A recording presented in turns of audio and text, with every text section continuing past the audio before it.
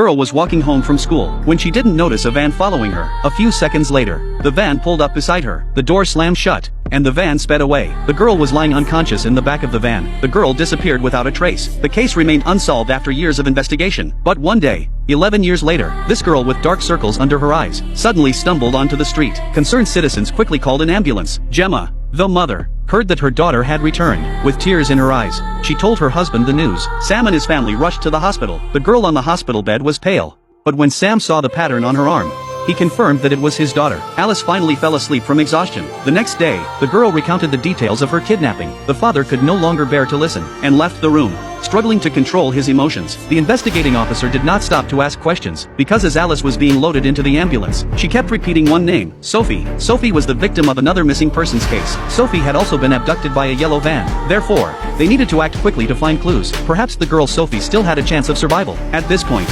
Alice looked distressed. She did indeed know Sophie, since Sophie was too stubborn to comply. The kidnappers treated her very badly. When Alice escaped, she wanted to take her with her, but she was too weak to walk. The couple thought nothing worse could happen.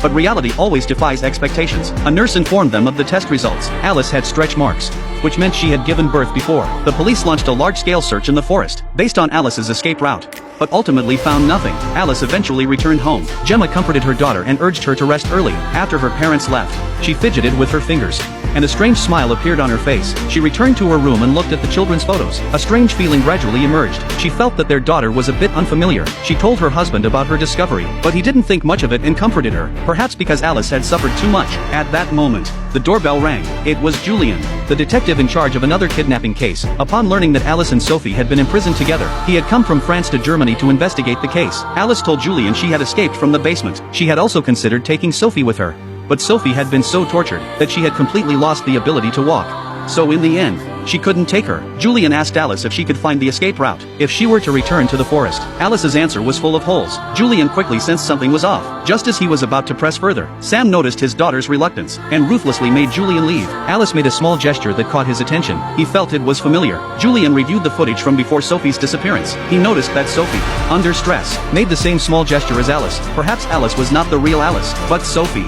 who had been missing for years. Just as he was at his wit's end, some good news arrived. Alice had agreed to Julian's proposal to search for the place where they were being held captive. Before leaving, Gemma brought a yellow scarf. She deliberately said it was knitted by Alice and her teacher, but Alice corrected her, saying it was knitted by her and her classmates. The mother was puzzled by her own actions. She didn't know why she was testing her daughter. Under the dual protection of the military and police, Alice felt her way into the depths of the forest. Alice suddenly stopped in her tracks. Before her was an invisible trench. The girl instantly became frightened and anxious. The military immediately sent someone to investigate. Julian, to confirm his suspicions, found a way to approach Alice and talk to her.